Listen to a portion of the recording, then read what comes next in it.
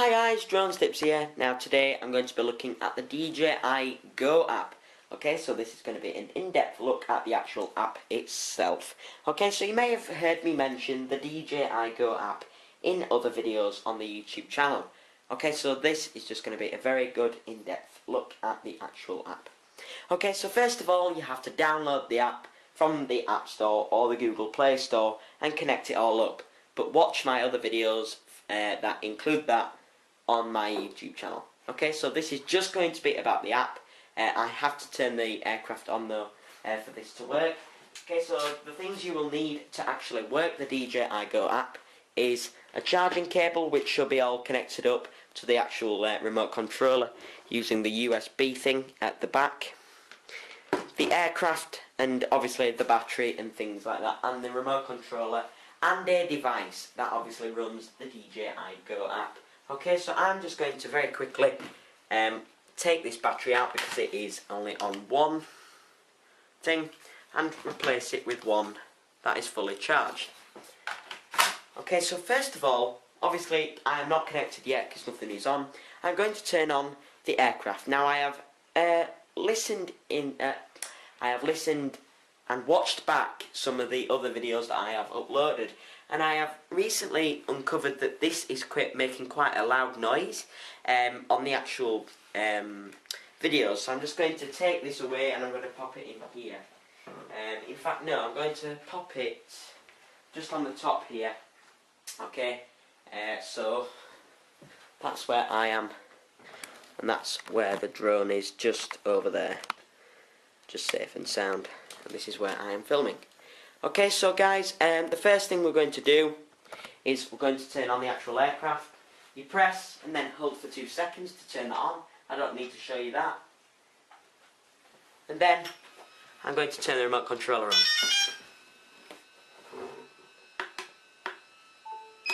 That should automatically turn on the actual device if it's a charging cable. And then we're going to enter the camera view. Okay, so this is the start of the review and of the in-depth look. Okay, so when you are connected to the aircraft and you've just turned it on, I don't know why that isn't loading, why that isn't coming up. It actually says up there, aircraft warming up. Okay, oh yeah, you could sort of see it there, aircraft warming up there. Okay, so when we click on the aircraft warming up sign, it comes up with this. So here it tells you the overall status. It is normal, but it has an exclamation mark on mine, and that means that the aircraft requires an update. Okay, I'm not going to do that now. I will do that in a bit. Also, it says here flight mode P80Ti. That is just because of these. If I change that to ATTI, it should say, I go off and then back on, sorry. It says P80Ti now because I am in ATTI mode. Okay, so the next bit is the compass. Now this is, you can calibrate the compass by clicking at the top there and then clicking on compass and then calibrate. However, it does say there that it is normal. And then the IMU, that is also normal, but I will show you how to calibrate that in just a second. It also says, if we scroll down, the remote controller mode is mode 2. You can change the actual way that these work on here. So if you wanted it to be changed to mode 1, that is where the left stick actually moves it forward and backward and turns it left and right, and the other one works the other stick, but I keep it on mode 2 all the time. Okay, it now says ready to go GPS. Also it says there, the remote controller battery, it there says 50%. Okay, so roughly about 50%, that's alright. And the radio channel quality is good, according to this. If you scroll down even more, it says the aircraft battery is, I'm not sure why this isn't working on here, 97%, and the aircraft battery temperature is 24%. 24 degrees Celsius. The gimbal status is normal, and the remaining capacity on the SD card, there is no SD card currently in there. Okay, so that is the overall thing on there. Okay, so your other settings are at the top right. So if you see these three dots here, we're going to click on that, and it should just go right up to the top there. Okay, so this is the main controller settings. Okay, so this is for the actual aircraft one now. So the basic settings, the home point settings. These two buttons, you can set the home point for where the aircraft is. Well, I haven't got a very good GPS signal. I've only got 9 satellites. Or you can set it for where the remote controller is. Again, that won't work.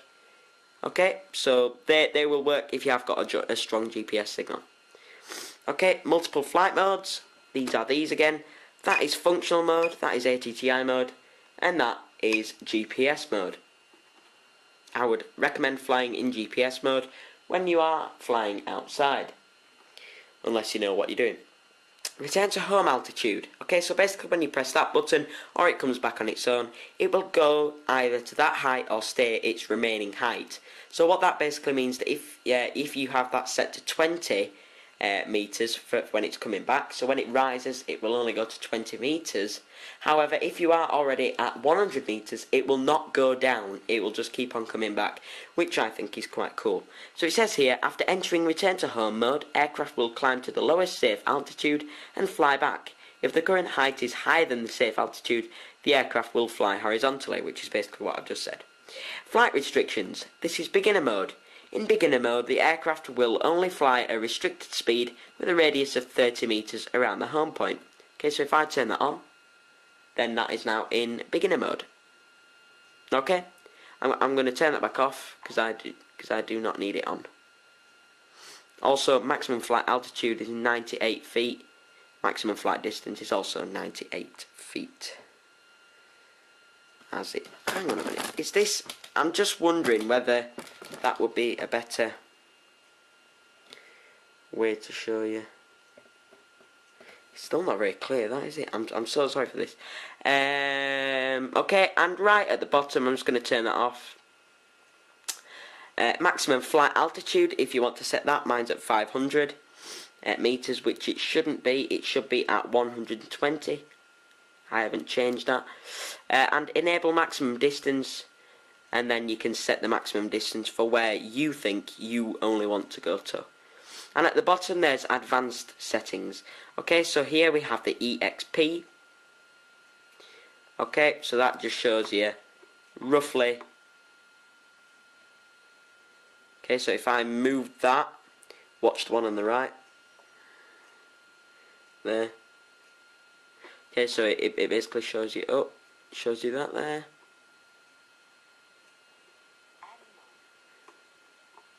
Which I think is quite cool. And then we've got your sensitivity, your attitude, your brake, and your yaw movement. If you want the brake to be better, you can turn that up or down. And the yaw movement, which is your camera, you can turn the EXP up on that or down on that as well. Gain, sorry that keeps on coming up. The pitch, roll, yaw, and vertical, those are all your camera settings, but obviously you can check out other people's videos for them, because I am myself not very sure on that, to be completely honest with you. Okay, let's have a look at the sensors then. The sensors show you the gyroscope, the compass, and the acceleration, which I think is quite cool, and also the compass there, which also is very useful to know. There we have at the bottom the calibrate, so you can now calibrate your IMU and check your IMU. So what we do, again, just one more go at this. We go up to the top, we go right down to the bottom, we click advanced settings, scroll down to sensors, scroll down, and then check IMU or IMU calibration. But I've already checked that today and it is fine. Now this is a very important thing. When your remote controller loses signal with that drone over there, what do you want it to do? Do you want it to return to home? Do you want it to land? Or would you like it to hover? I would recommend doing return to home, because then you can regain connection and you can put it where you want it to go. And also smart return to home, it will come back on its own. So it says aircraft will automatically return home even when it is hang on a minute, let me just turn that on. Oh, so basically it will just come back. Also you can turn on the front LEDs and turn them off. Pretty sure. So if we take you over here, watch the red lights at the thing there. They're not on, but as soon as I click that, they're on. Off, on, off, on, off. Oh, there we go. So that is how you do that. In fact, I'm going to keep it here, this thing. And also you can enable vision positioning if you are flying indoors. Next, we're going to go on to this one. Oh no, have we finished all the settings? Yes, we have. Next, we're going to go on to here. So this is the remote controller settings. You can do a remote controller calibration. Okay, not when it's connected to the aircraft. You can change the stick mode, again, like I've just said. And there, it's the same one. And the button customization. On the back of here, there are two buttons, C1 and C2. You can customize these buttons to do whatever you want. I think, yep, C2 makes that go down. So if I press that C2 button, it makes the gimbal go down, and when I press the C1 the map comes up and all of that, but I don't need to show you that. And you can change it on here, so toggle map view and camera forward and down. Also you can link the remote controller on here as well, but that's roughly about it for the remote controller settings. Here, image transmission settings, it can change it to whatever you want on there, but you don't really need to know that. On the second one, the aircraft battery. Now, when you want it to say critically low battery, you can change that on here. Whether you want it to be 10% or 27%. But I usually have that at about 15 and that at 10. Okay? Flight time, don't need that. And advanced settings. Show voltage on main screen and all of that, but you don't really need to know that. Oh damn, it's gone off. Oh. Okay, and that's roughly it for that. This is the gimbal settings. The gimbal mode is in follow mode. You can change that to follow or FPV. If you are in FPV mode, then you will need glasses. You can get the DJI GO, the DJI glasses, which I will put a link in the description for. They can be quite pricey though, as you will find out. Advanced settings. Enable upwards gimbal tilt to 30 degrees. Okay, if we watch that gimbal now, that should go up. There you go. So that's further than normal. It used to only go to there. Now it can go from there, right up, there. And if we turn that off, then it centers back. Gimbal pitch smoothness. If you just want that to be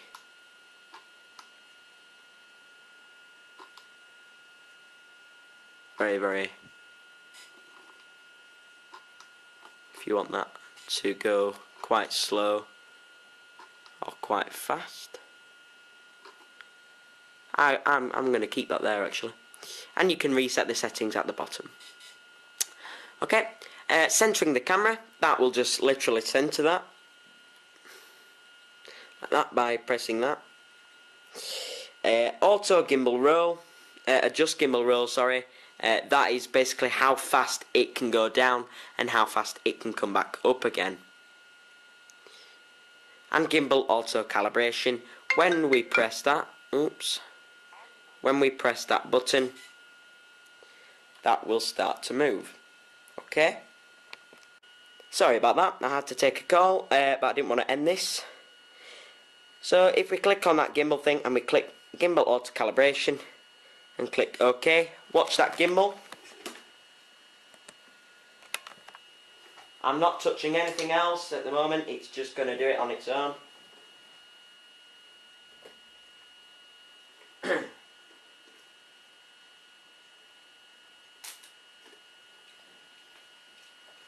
Okay, I'm not touching anything.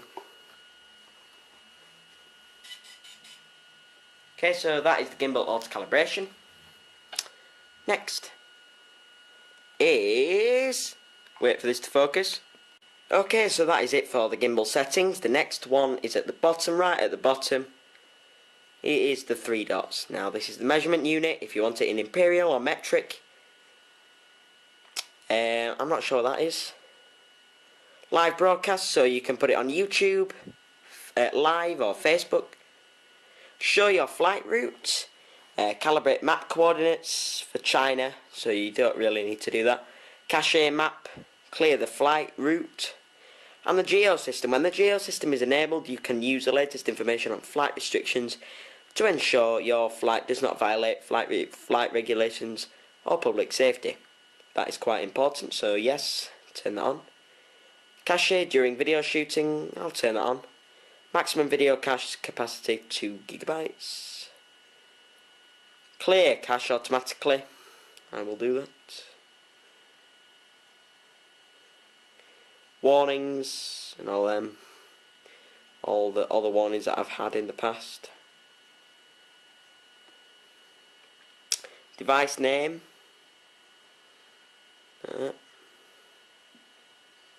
It's quite cool. So no, device name. I don't know why that is set as Balthazar. Charlie's Phantom 3. Oh, what? There we are. That's saved.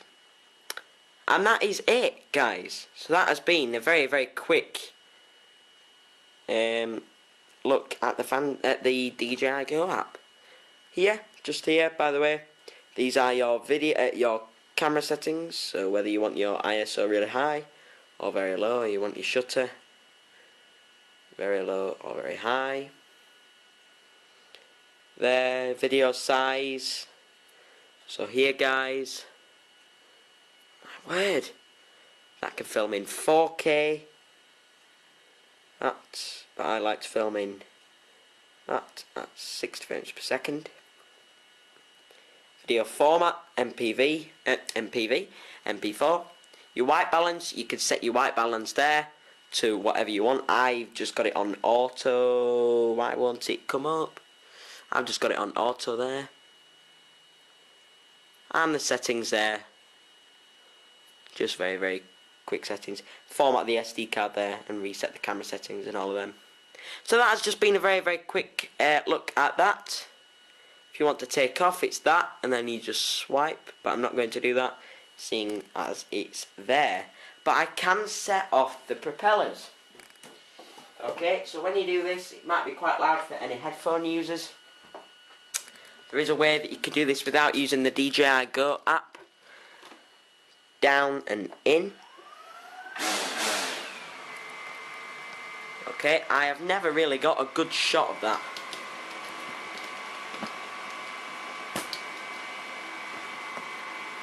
Wow, look at that. Let me try it again. Here we go.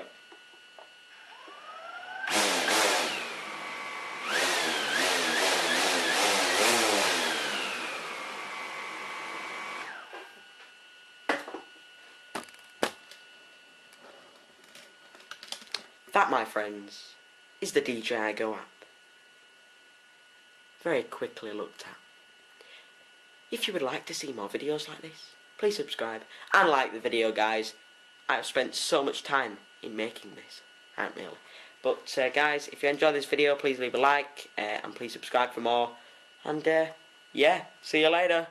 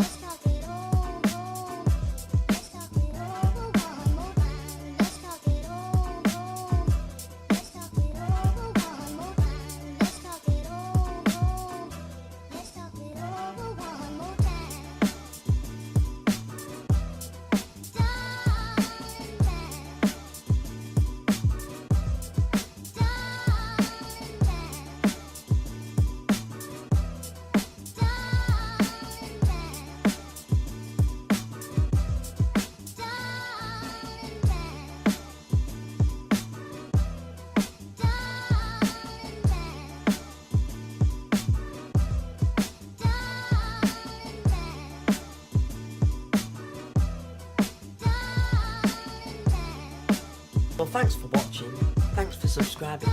In fact, if you're watching without subscribing, I don't know if I could bear